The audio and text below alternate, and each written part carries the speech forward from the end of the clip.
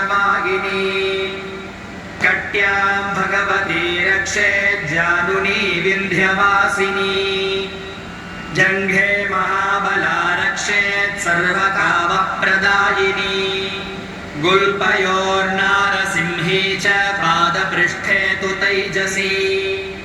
पादाङ्गुलीषु श्रीरक्षेत् पादाधस्तलवासिनी नखान्तं श्राकराली च केशांश्चैवोर्ध्वकेशिनी रोमकूपेषु कौबेरी त्वचं वागीश्वरी तथा रक्तमज्जावसामांसान्यस्थिवेदांसि पार्वती अन्त्राणिकालरात्रिश्च पित्तं च मुकुटेश्वरी पद्मावती पद्मकोशे कपे चूडामणिस्तथा ज्वालामुखी नखज्वालामभेद्या सर्वसन्धिषु शुक्रं ब्रह्माणि मे रक्षेत् छायां क्षत्रेश्वरी तथा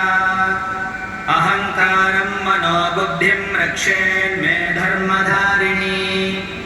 प्राणापानौ तथा ज्ञानम् उदानं च समानकम् वज्रहस्ता च मे रक्षेत् प्राणं कल्याणशोभना रसे रूपे च गन्धे च शब्दे स्पर्शे च योगिनी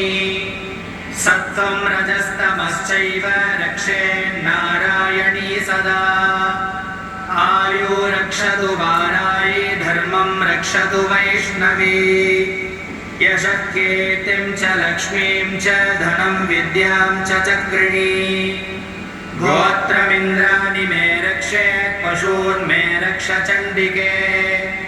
पुत्रान् रक्षेन् महालक्ष्मीर्भार्यां रक्षतु भैरवी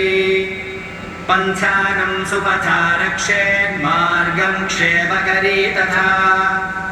राजद्वारे महालक्ष्मीर्विजया सर्वतः स्थिता।